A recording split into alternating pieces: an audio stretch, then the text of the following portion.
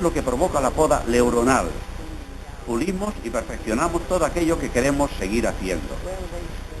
Algunos dicen que son como una especie de aprendizaje, un poco lo que decías, un sitio para aprender. Eso creo.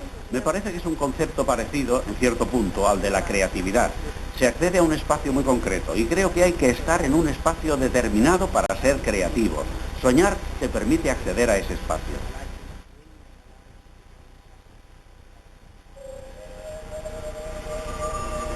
Más de una vez habrán soñado situaciones surreales. Los sueños son espacios creativos que no podemos controlar. Es un mundo donde la imaginación sobrepasa la barrera de la razón y se desarrolla sola sin ningún tipo de límite. Mientras soñamos nos liberamos de la lógica y en ese espacio somos capaces de todo.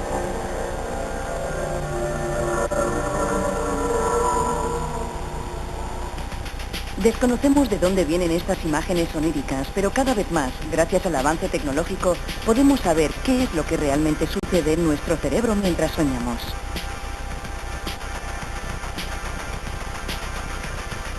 Se ha demostrado que cuando nos acostamos, el ritmo metabólico y energético del cerebro disminuye. No es hasta pasado un cierto tiempo que entramos en fase REM, la fase donde empiezan los sueños. En este momento el sistema límbico relacionado con las emociones y las zonas referidas a la memoria se activan.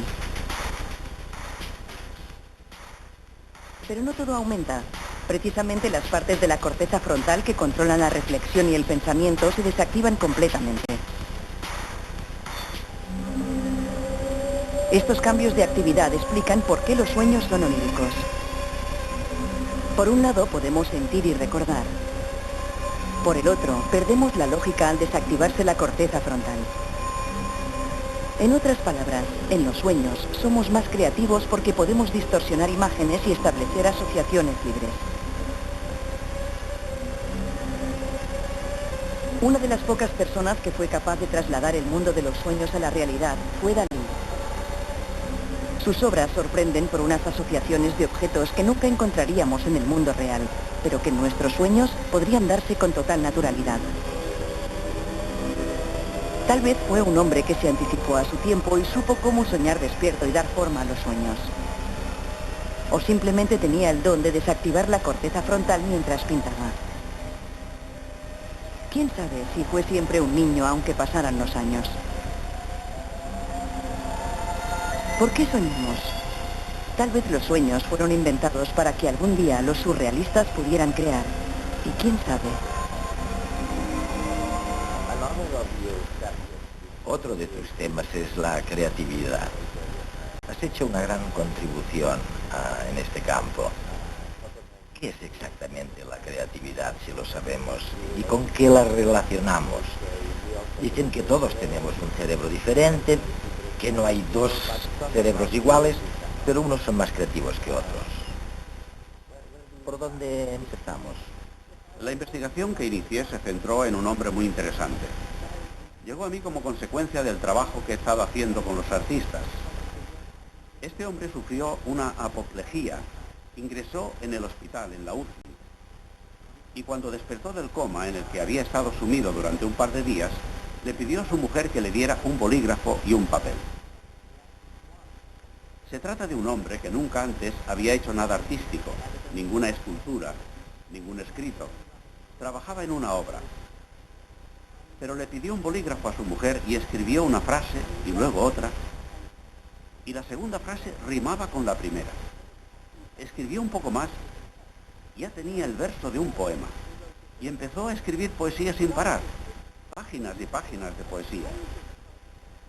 Cuando salió del hospital le pidió a su mujer rotuladores y lápices de colores y empezó a pintar murales increíbles para cubrir sus paredes, en el comedor, el salón, la cocina.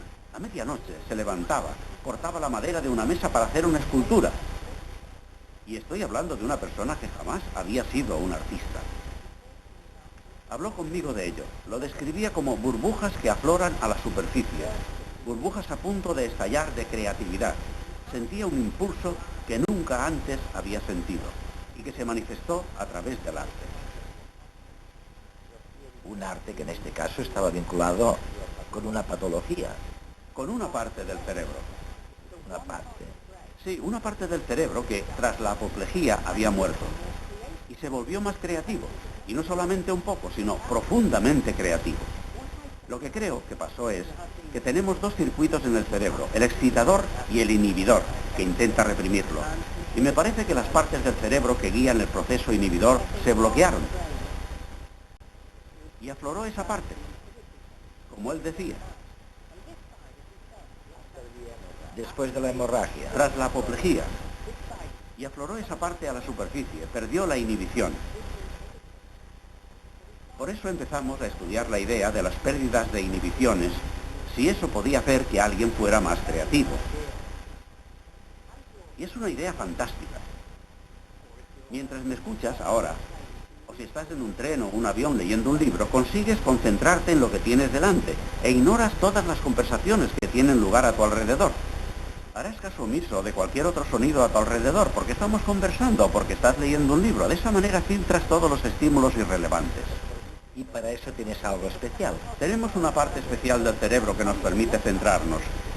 Ese paciente había perdido la capacidad de centrarse en algo.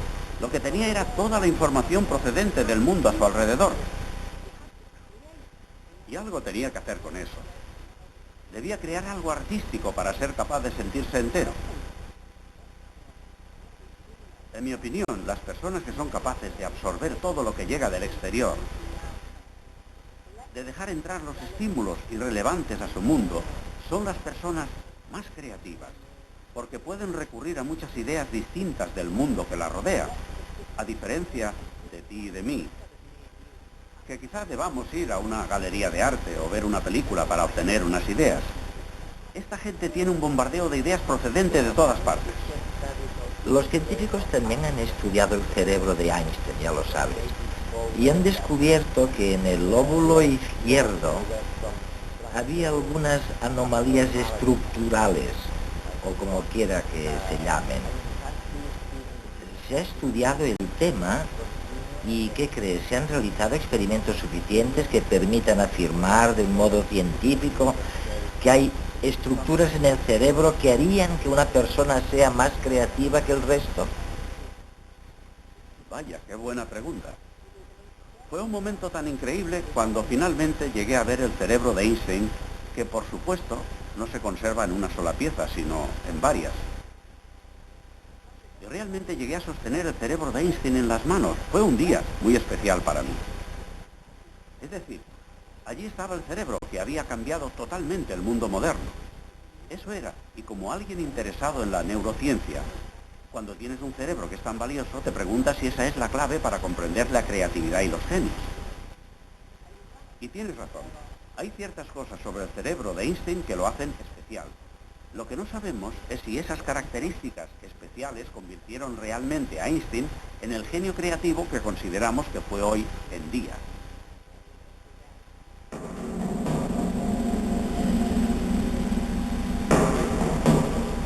Digamos que a los pacientes lo que les pedimos es que dibujen en un papel, en una hoja, en un folio, ¿no? para que expresen sus conflictos, los conflictos que tienen internos, ¿no? Cada uno de los dibujos y en función de las diferentes psicopatologías, ¿no? Pues podemos encontrar aspectos diferenciales, ¿no? Los esquizofrénicos dibujan de una manera, los depresivos de otra, y las técnicas proyectivas nos permiten detectar estos problemas, ¿no? Pilar Ortiz, que fue profesora mía, también fue directora de tesis y una gran amiga ahora, ¿no? Y yo hicimos una investigación muy interesante en la que, comprobamos que determinadas áreas del cerebro estaban relacionadas con determinados síntomas, ¿no?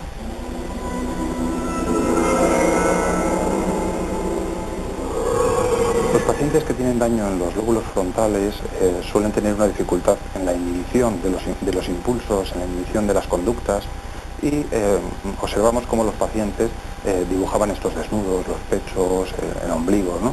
Algunos de ellos dibujan las transparencias, que dibujan los órganos, como se ven aquí claramente, las costillas, el estómago, ¿no?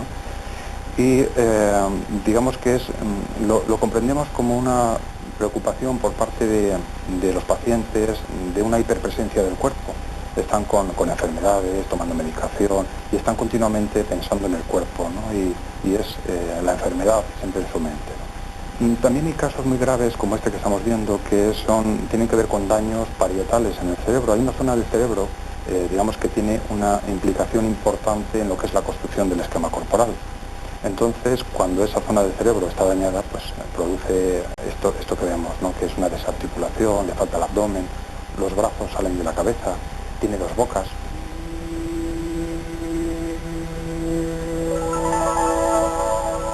Esto que estamos viendo ahora son casos de Alzheimer, que se ve la pobreza de conexiones, digamos, neuronales. Los pacientes van como echándose hacia atrás, van convirtiéndose en más pequeñitos, hacen una especie de regresión, ¿no? Y aquí se ve un poco el árbol, este arbolito que es muy pobre, que parece que tiene como un año de vida, ¿no? Es decir, que tiene que ver con eso, ¿no? Falta la cara, las manos son soles, ¿no? No pueden realizar bien los trazos, también se observan transparencias.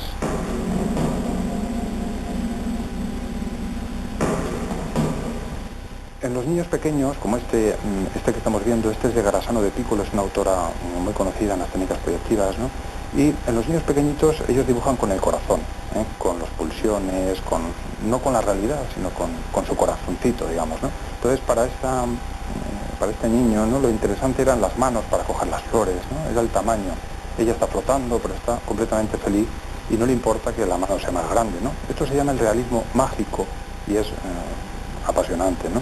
Luego ya cuando van creciendo pues van dibujando más en función de la realidad, ya copian, en los colegios empiezan a copiar, a hacerlo más realistas y pierden, digamos, lo que es lo pulsional, lo más cercano al inconsciente, lo que yo llamo a veces la caja negra, que como los aviones se van registrando todo en las vivencias, ¿no? Pero está ahí en una zona del cerebro, digamos, que no se percibe, ¿no? Gracias a esta imagen realizada por el niño que lo hizo, pudimos comprobar que había un trastorno, digamos, en la familia, había un problema de pareja, un problema familiar. Y cuando yo le preguntaba al chico, bueno, ¿qué tal en casa? ¿Cómo os lleváis? Y dice, muy bien, estupendamente, no hay problemas, ¿no? Pero cuando le mandé que dibujase la familia, a una familia cualquiera, dibujó a los padres sin manos, ¿no? Claro, esto nos llevó a investigar, quiero decir, a ver qué es lo que pasaba en este chico, en los vínculos con sus padres, y descubrimos que había toda esta problemática familiar, y bueno, ¿no? No sé yo. Los niños se expresan digamos así, ¿no? Hay niños con maltrato que expresan, digamos, a través del dibujo más que con palabras, ¿no? Sus conflictos.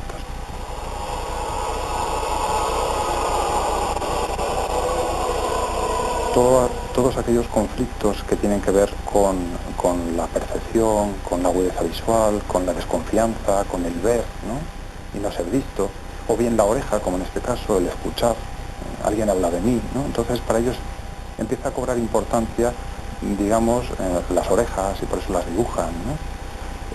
También es frecuente que aparezcan las antenas en la paranoia, ¿no? Porque tiene que ver con la recepción de información, ¿no? Agudizan, digamos, eso. La cocaína hace efectos muy negativos en el cerebro, ¿no? Cada vez se van descubriendo más, ¿no?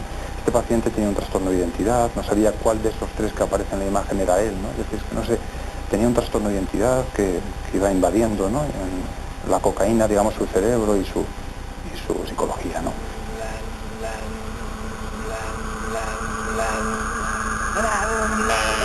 Observamos, por ejemplo, en este caso, cómo una persona que estaba con un alto nivel de angustia, con temor por la muerte, digamos, dibujó un grito, ¿no? Y no tiene nada de desperdicio este dibujo de este paciente, ¿no? Es muy equivalente al grito que probablemente nos quiso mostrar Munch, ¿no? Con este dibujo. ¿Qué pasaba con las pinturas de Goya? Las pinturas negras de Goya. Pues Goya estaba con la guerra, estaba con una depresión importante, y aquí vemos al lado, adjuntado, el dibujo de un paciente que estaba con una depresión importante. Se parecen mucho las dos caras. Los dos tenían el mismo proceso depresivo, ¿no? Los dos expresaban, uno con arte y el otro pues con las técnicas proyectivas, esa depresión, esa angustia, esa guerra interna, ¿no? Francis Bacon era una persona con muchos conflictos psicológicos, que tenía un importante trastorno en la identidad, en mi opinión, y él dibujaba siempre los rostros deformados, los ponía de espaldas, como en este caso, ¿no? Estos dos casos, tanto del paciente como Bacon, pues comparten ese trastorno, ¿no? Y lo expresan, digamos, en el dibujo, no los proyectan, ¿no? Van Gogh era un esquizofrénico, él regaló su oreja también, se la cortó y la regaló, hizo un regalo con su oreja, ¿no? Había momentos en los que él dibujaba y estaba con un trastorno deliroide, ¿no? Delirante. El paciente que dibujó esta casa dibuja igual, sin decirle nada, digamos, realiza esos movimientos delirantes, ¿no? Y estaba en un proceso muy similar, ¿no? ¿Cuál es la diferencia entre el loco y el artista, ¿no? Esta es una frase que la he escuchado a Pedro Pérez, que también trabaja conmigo, ¿no? Y me gustó mucho, ¿no? Que la diferencia es que los dos tienen un billete de ida al inconsciente, ¿no? Pero solo regresa uno, que es el artista. El loco se queda ahí, ¿no? En la profundidad y en el auténtico infierno, ¿no? Que es la enfermedad mental.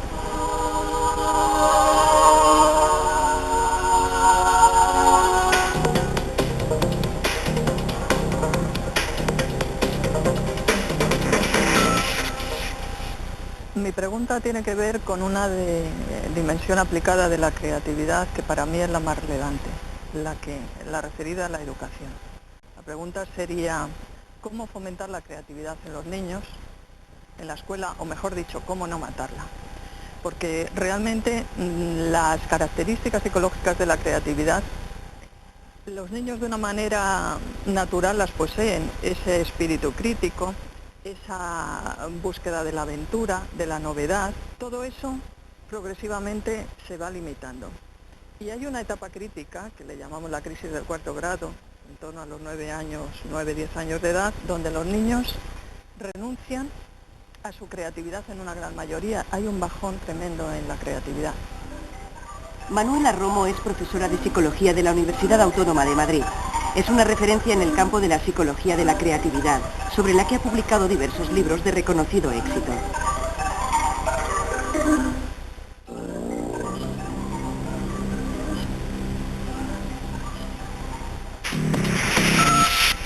Pues mi palabra para el diccionario es ajá.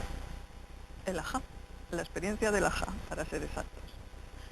Desde hace 30 años se maneja este término psicología de la creatividad que propuso un autor llamado Sidney Parnes para expresar una experiencia psicológica que yo defino con 4 palabras: insight más afecto positivo. Insight significa una comprensión súbita. De pronto aparece la idea que a lo mejor uno llevaba buscando durante un periodo extenso de tiempo, durante años, y es curioso porque esta experiencia se produce en situaciones de lo más insospechado. Los anglosajones hablan de las 3 Bs. La B de la bañera, bath, el caso paradigmático de Arquímedes. La B del bus, el bus.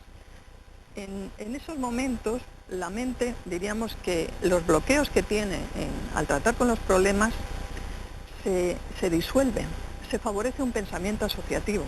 Se contactan ideas que aparentemente no tienen nada que ver entre sí.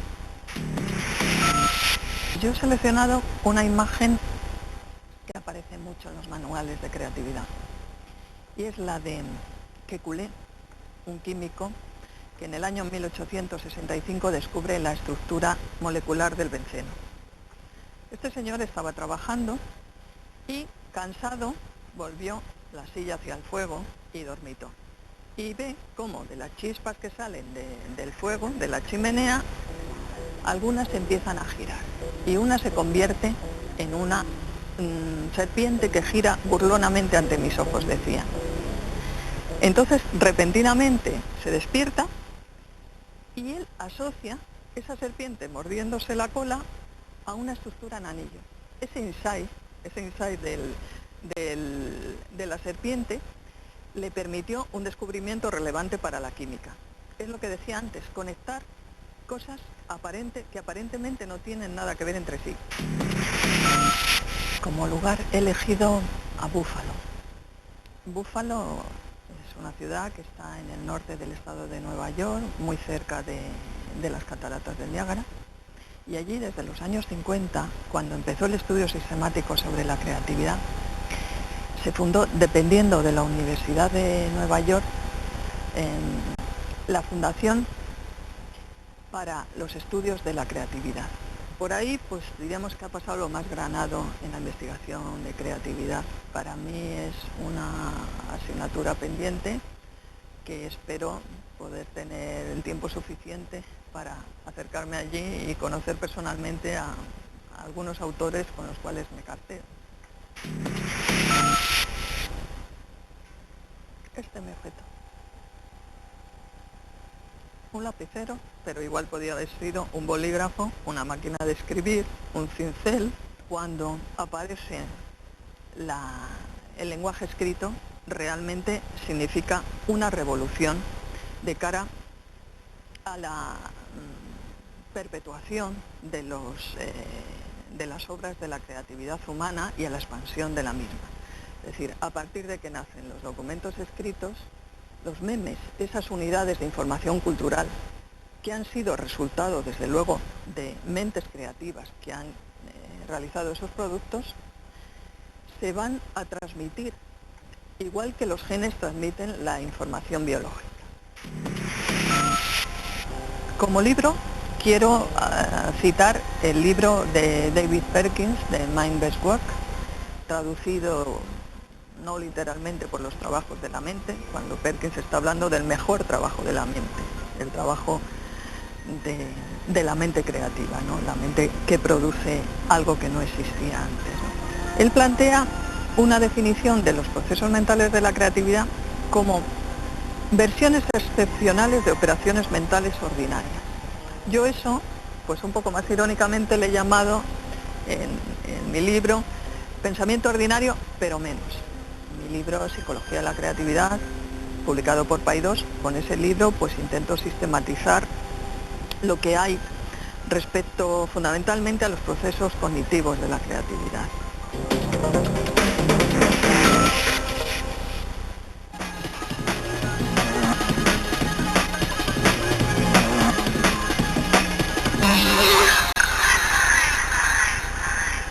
La imagen por resonancia magnética es una prueba no dolorosa y una alternativa muy segura para algunos pacientes. Utiliza un fuerte campo magnético y un tipo de frecuencia de radio para realizar fotografías de los órganos y tejidos internos del cuerpo. La resonancia facilita el diagnóstico de enfermedades como tumores cerebrales y roturas de ligamentos, pero no siempre puede hacerse por falta de la tecnología necesaria o porque el personal sanitario no está suficientemente preparado.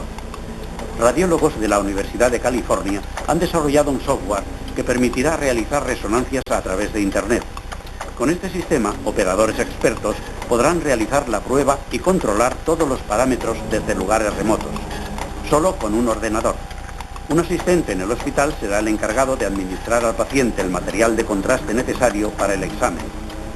La calidad de las imágenes que se obtienen con el nuevo programa son, además, mejores que con el sistema tradicional.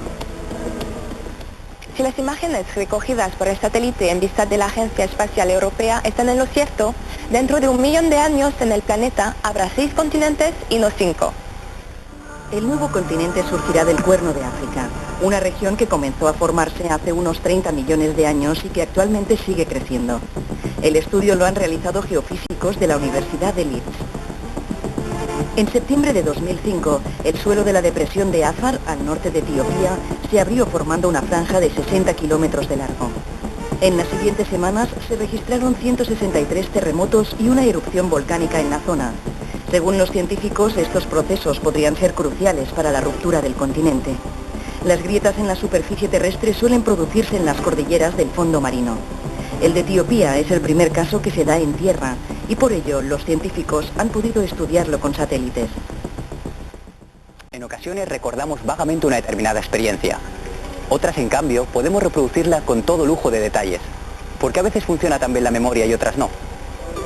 Según un estudio en la Universidad de Irvine, el secreto para evocar fielmente un momento pasado está en recopilar en el cerebro el mayor número posible de detalles durante el evento y guardarlos juntos en la memoria. Usando fMRI, los neurocientíficos han visto qué sucede en la mente de las personas mientras viven una situación con muchos detalles contextuales. Por ejemplo, palabras en distinto color y posición dentro de una pantalla. Los científicos han observado que los individuos que recuerdan el color y el lugar exactos de cada palabra tenían activo el surco intraparietal del cerebro durante el experimento. Esta región es la encargada de juntar e integrar todos los detalles y guardarlos en la memoria. Si está inactiva, solo se recuerdan algunos aspectos. Las plantas parásitas no eligen al azar quién será su víctima.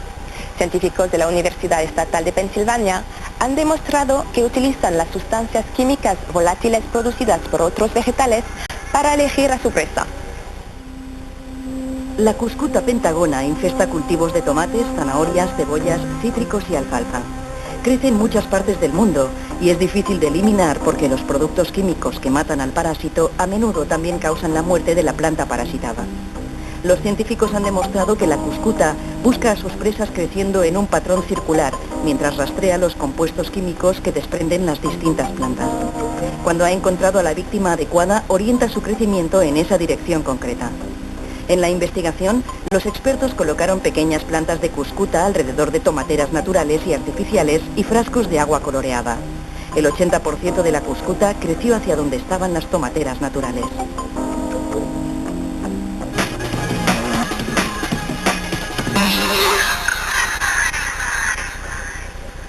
Hablemos un poco de los sentidos y en particular del tacto. De acuerdo. Siempre he creído, y al parecer estaba equivocado. Antes de leerte, yo estaba convencido de que lo más importante era la vista. Somos primates visuales. Y la vista realmente nos ha permitido percibir el universo.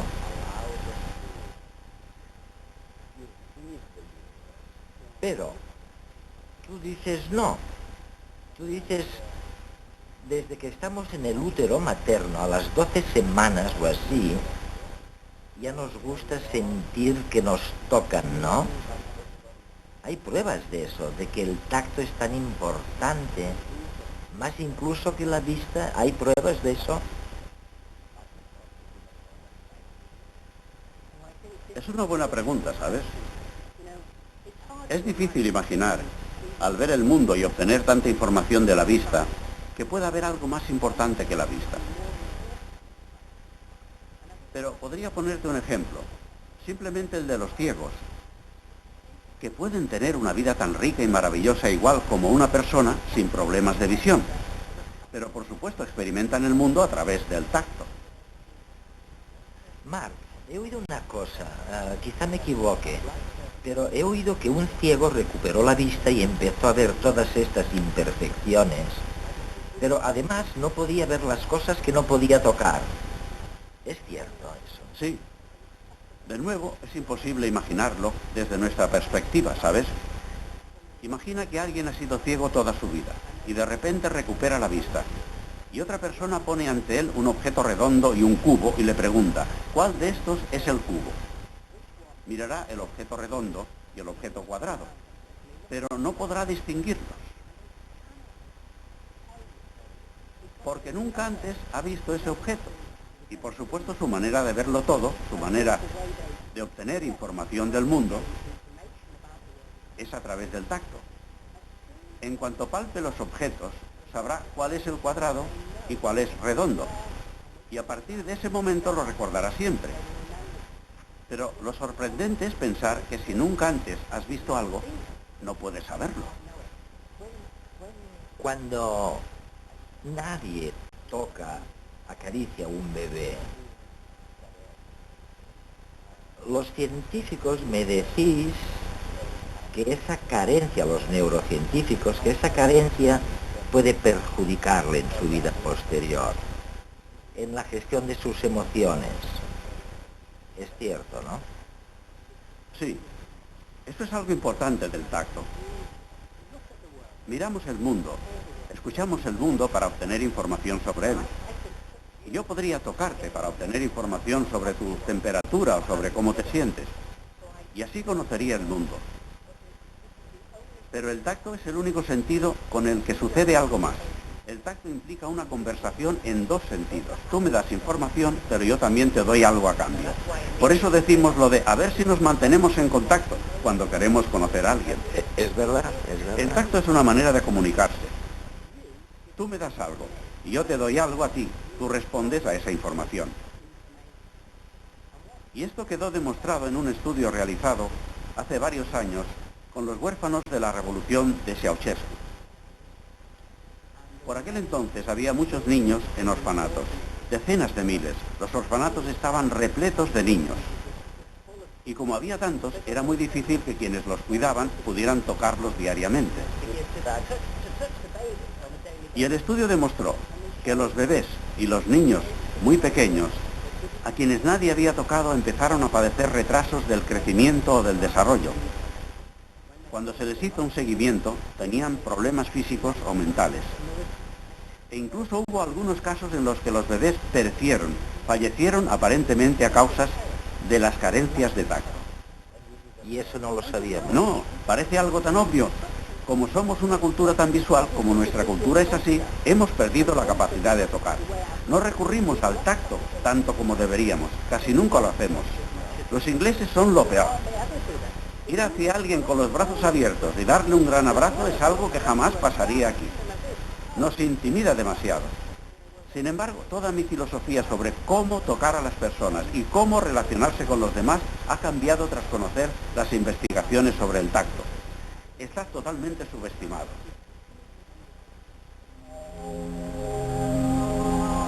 Durante la gestación recibimos los primeros estímulos de nuestro alrededor. Solo con 8 semanas somos capaces de percibir una caricia. Con 12 ya nos chupamos el dedo. Y con 32 podemos descifrar información del exterior, como la temperatura, la presión o el dolor. Las primeras experiencias que tenemos del mundo son a través del tacto. Es el sentido que se desarrolla primero. Pero el tacto no es solo un mecanismo para recibir información del exterior, sino una vía de comunicación. Tocamos para experimentar, para conocer, y cuando el tacto es recíproco, nos abre la oportunidad de comunicarnos, sin la necesidad de pronunciar ni una palabra. Pero también podemos mirar y oler y escuchar. Cuando nos comunicamos, los límites entre los sentidos no están claros. Por ejemplo, imagínense que están tocando estas dos figuras. Ahora les decimos dos palabras sin sentido. Booba y Kriki. ¿Qué relaciones establecerían? Seguro que la mayoría de espectadores habrán asociado booba con forma esférica y con la cúbica, Kriki. Sin darnos cuenta, hemos asociado una forma que hemos tocado o visto con un sonido o una palabra. Es decir, hemos tocado un sonido. Esta sencilla representación puede ejemplificar la base del lenguaje con la que hoy nos comunicamos. La relación que existe entre sentidos y aprendizaje es uno de los fundamentos base de nuestra experiencia humana y nuestra comunicación.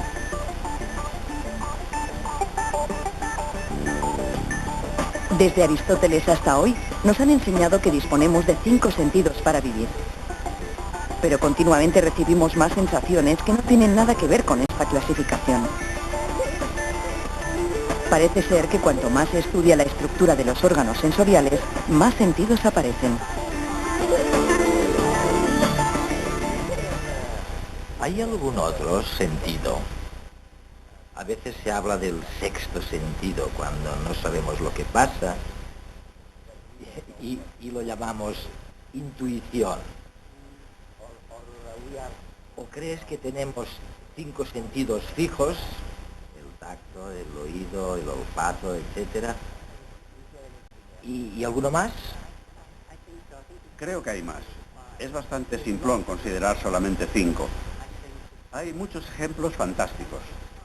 Está el sentido del tiempo. Entendemos el sentido del tiempo que transcurre de un minuto al siguiente. Percibimos también la sensación de caer al suelo. Hay muchos sentidos de este tipo. Creo que existen sentidos ocultos, como lo que denominamos feromonas, sustancias químicas que no podemos oler, pero que nuestra nariz detecta y por supuesto los animales utilizan continuamente. Así pues, no dudo que haya muchos más sentidos.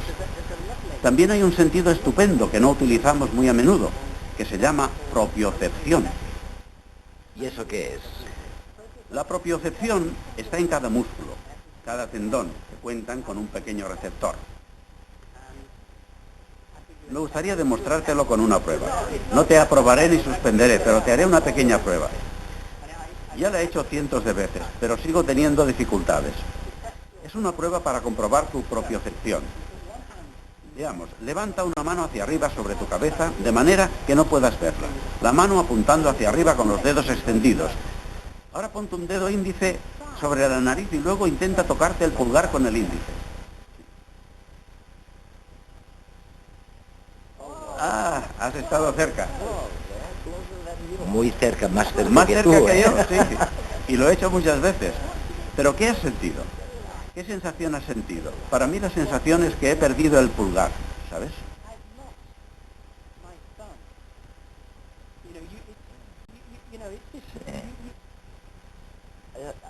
La audiencia, nuestra audiencia en España y América Latina, ¿por qué no hacen este ejercicio y prueban a ver si tienen este sentido? Ponen el dedo en la nariz, ponen la mano abierta encima de su cabeza y con el índice buscan el pulgar. Bueno, yo casi. Has estado cerca, pero es como si perdieras tu cuerpo en el espacio. Y para saber dónde está tu cuerpo en el espacio tenemos estos pequeños sensores llamados propioceptores. Están en cada músculo y en cada tendón y te permiten sentir que tu mano está aquí, comparada con la otra mano. Hubo un caso notorio, el de una mujer que nació sin esta sensación. Era como si no pudiera sentir su cuerpo en absoluto, como la sensación de ¿dónde está mi pulgar?, pero aplicada a todo el cuerpo. Una vez iba en coche, en un coche descapotable y llevaba una camiseta.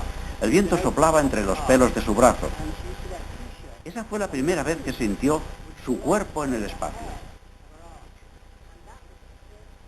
Lo conocemos como el caso de la dama desencarnada. Aprendió a sentir su cuerpo en el espacio a través del vello, a través de la sensación de la piel, en lugar de hacerlo como nosotros, con los propioceptores de la mano. Hay muchos sentidos que utilizamos y algunos están muy ocultos. Si alguien nos pregunta de qué manera percibimos el mundo que nos rodea, no nos costará enumerar los 5 sentidos: oído, olfato, vista, tacto y gusto. En realidad, las sensaciones que nos proporcionan estos sentidos son una creación de nuestro encéfalo. Todos los receptores, con independencia del tipo de estímulo que captan, transmiten la información de una misma manera mediante impulsos eléctricos. Y es el cerebro el que, dependiendo de la zona donde se reciba cada descarga, genera los sonidos, los colores, las texturas, los olores o los sabores. Pero, ¿son estas las únicas sensaciones que recibimos? En absoluto. Miles de receptores de nuestro cuerpo nos ayudan a percibir no solo lo que nos rodea, sino el estado interno de nuestro organismo. Existen, pues, multitud de sentidos que usamos y a los que no prestamos atención más que cuando la información que nos dan nos pone en situación de alerta. Los baroreceptores, por ejemplo, controlan la presión del torrente sanguíneo. Si esta es demasiado elevada, avisan al encéfalo y el corazón disminuirá el ritmo del bombeo para volverla a bajar. La acción de otros receptores internos, en cambio, nos resulta más familiar. Son los que se encuentran en las paredes del estómago y la vejiga, responsables de la sensación de plenitud que sentimos cuando hemos comido bien o cuando hemos orinado tras esperar mucho rato.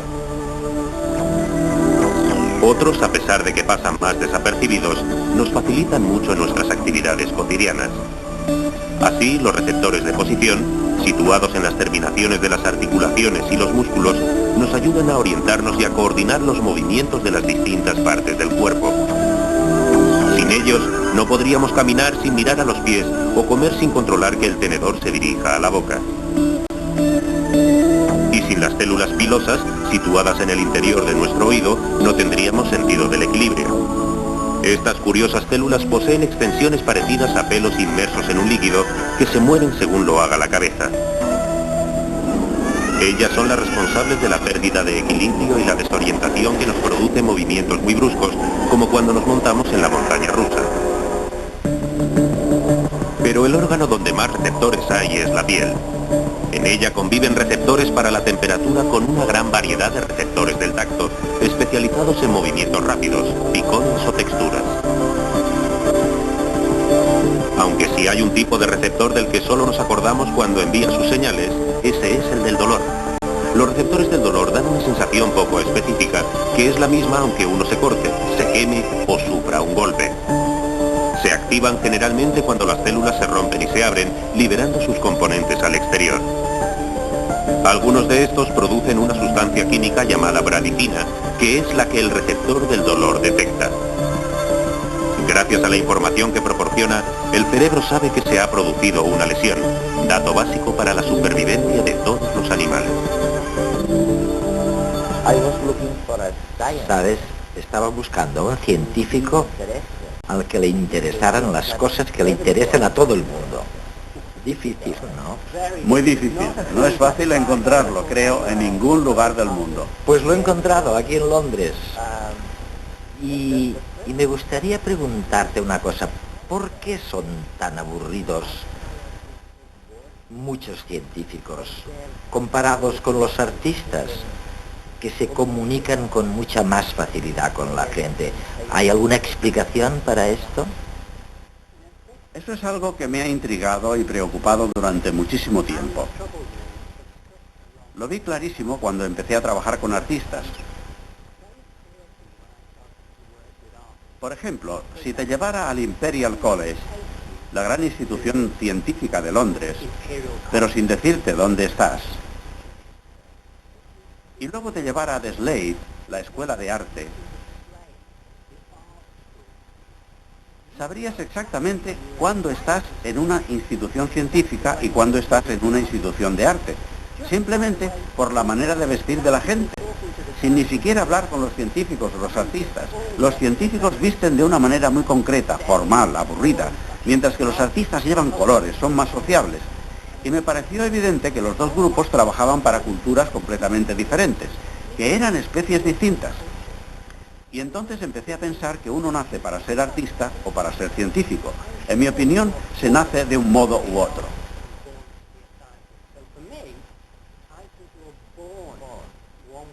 Naces.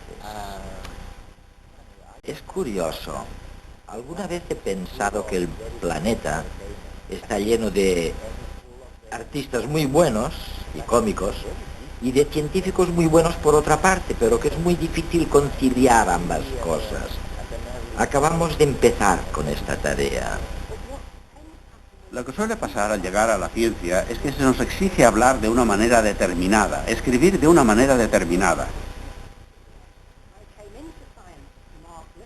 Yo llegué a la ciencia como Mark Lithgow, pero perdí a Mark Lithgow por el camino y me volví esta persona objetiva que se comunica de una manera objetiva, sistemática, sin emoción, sin color, sin nada de mí.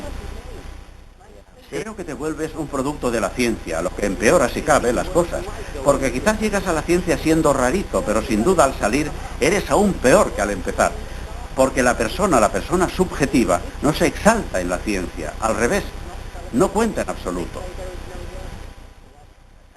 Y por tanto perdemos todas las dotes de comunicación. El conocimiento científico aumenta de manera exponencial. Cada vez sabemos más sobre el macro y el microcosmos. Pero tras cada descubrimiento se abren nuevas preguntas. La ciencia trata sobre lo que no sabemos e intentamos aprender. El concurso SMART de esta temporada plantea la siguiente cuestión.